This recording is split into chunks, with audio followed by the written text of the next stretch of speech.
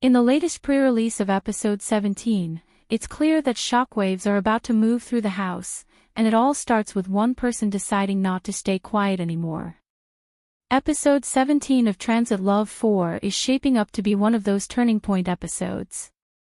The kind where emotions stop being subtle, patience runs out, and people start saying things they can't take back. And at the center of it all is Song-young. Before I get into it though.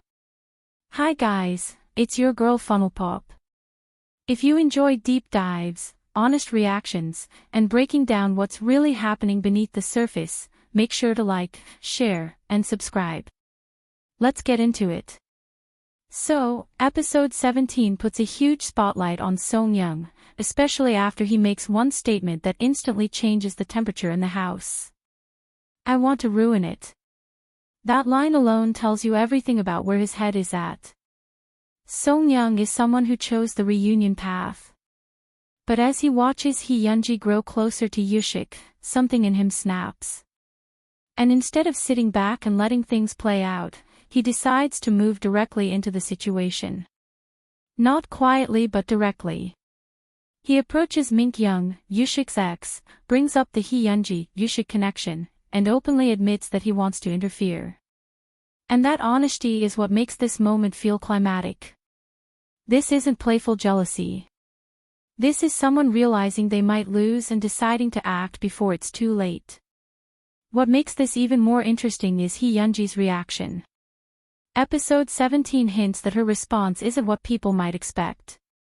She's not brushed it off. She's not completely unmoved. There's a shift. Enough of one that it raises the question of whether her feelings were ever as settled as they seemed. Is this about unresolved emotions? Or is this the first real crack in the image she's been presenting?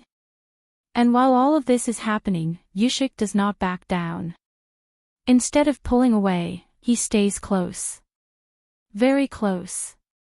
He holds his ground and, at the same time, makes a quiet move that feels more strategic than emotional. The vibe shifts from messy feelings to something sharper. Almost like a chess match. By this point, episode 17 doesn't feel like a dating show anymore. It feels like a battle of timing, presence, and interference. Every conversation matters. Every choice feels loaded. And it's important to remember that this all comes after both the male and female ex-election dates have taken place. Once those choices were made, the house didn't just shift emotionally, it entered a completely new phase. Through the way everyone chose their dates, pieces of how they truly feel about reunion were quietly exposed. And instead of things becoming clearer, the lines became even more tangled. So now, in this mess of unresolved feelings, interference, and unfinished business, the real question isn't just who likes who. It's what choice they're willing to stand on when everything is pulled into the open. And that's exactly why episode 17 feels like a turning point. So what should we expect from episode 17? Expect honesty that's uncomfortable to watch. Expect emotions that don't stay neatly contained. And expect at least one relationship to feel far less stable by the end of the episode than it does at the beginning.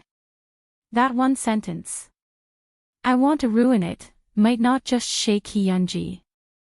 It might change the entire trajectory of what's coming next. Let me know what you think is about to happen, and I'll see you in the next one.